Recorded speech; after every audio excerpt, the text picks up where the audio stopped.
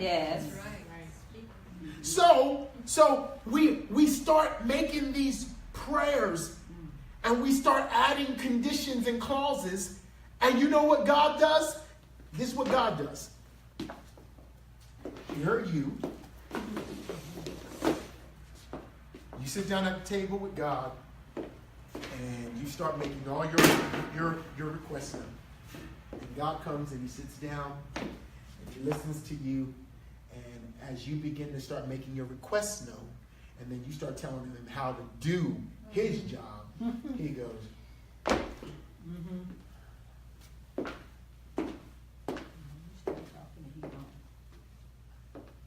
write this down. God does not want to hear your prayer if his will can't go with it. Right. I studied for y'all. Feel the anointing. God does not want to hear your prayers if his will can't go with it. Why is that? Why? Why does God not want to hear your prayer if his will can't go with it? Because he is not Jesus. Jesus died for your sins. Not God. Jesus came to God and said, if it's possible, please remove it. Nevertheless, y'all, that's cold-blooded right there. That's a cold-blooded statement right there. Nevertheless, I feel the Lord. Woo! Nevertheless, not my will, but your will be done.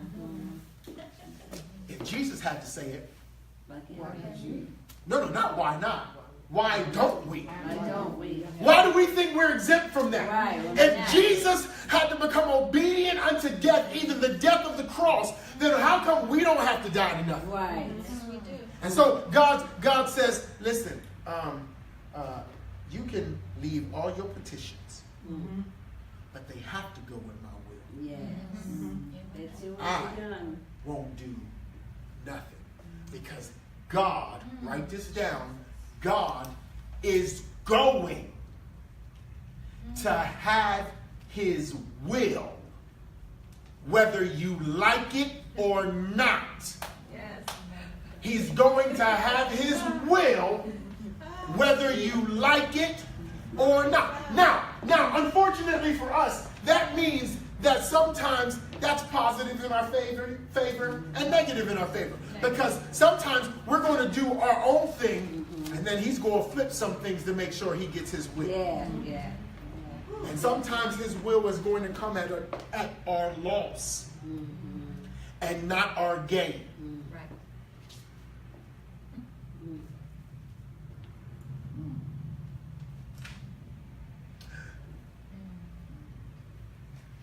So we sit down at the table, and here's the problem. The problem is that everybody likes this first level of prayer. This is the first level of prayer. Because Jesus,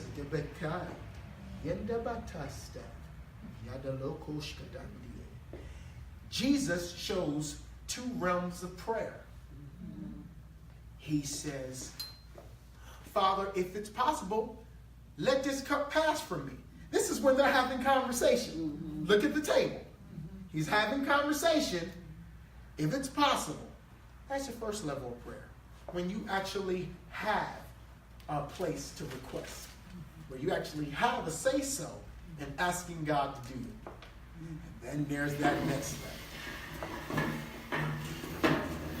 That next level of prayer, ladies and gentlemen, don't involve chairs.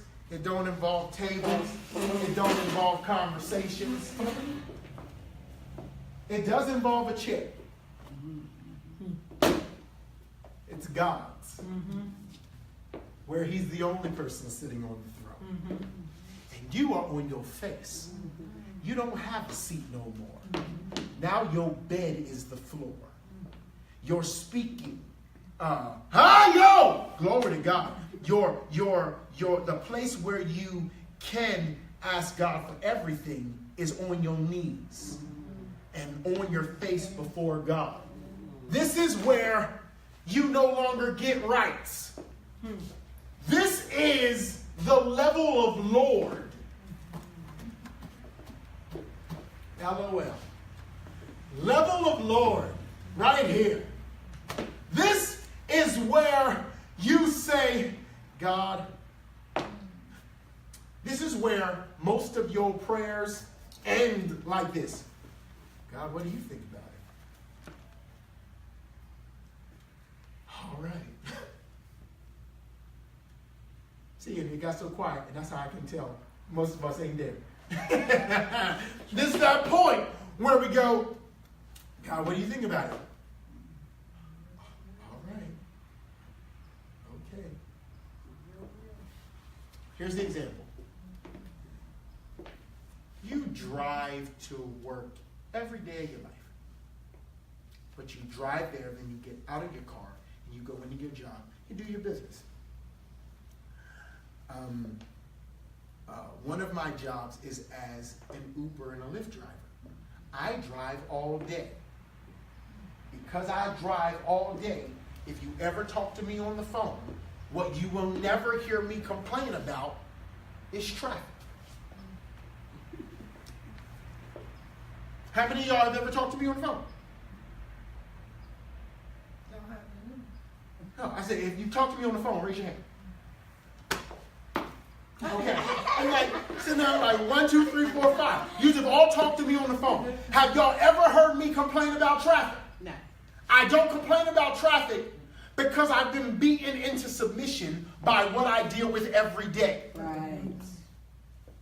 And so there's no point in me complaining about what I'm in every day. Mm-hmm. And when you come to God, Yes. and you kneel, you put your knee, you stop complaining. You are beaten into submission by his will.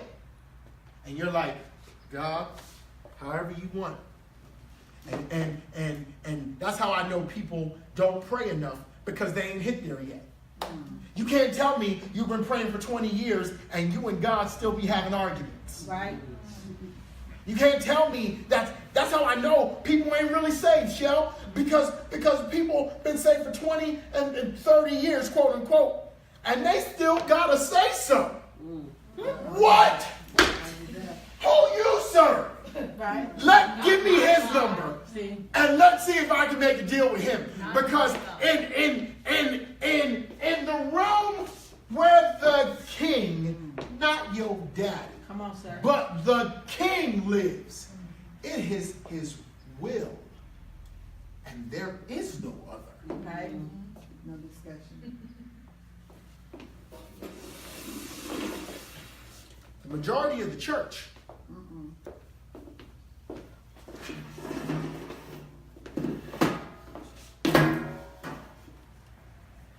is having this conversation. Right. Right. Having this conversation. God has pulled his throne up to the conversation to see what they're talking about. Because he don't know who's sitting here. Woo! He don't know who's sitting right here. He's just, who are you talking to? Oh, I get it. You are crazy because you talking to yourself. Right. Right. You are talking to your will, and y'all think y'all gonna come together and then chat with me. Oh no, that's not gonna happen. That, y'all, is called split personality. Right. Mental illness. When y'all are having a conversation, God's like, oh no. No. Watch this, y'all. Jesus comes to a point where he says, okay, I know I gotta die. I'm not even asking you about this no more. But Father, just forgive them because they don't know what they do. Because before you pray, watch this. Would you agree with me that in order for Jesus to ask the Father to forgive them, he had to forgive them? Like Jesus had to forgive them. So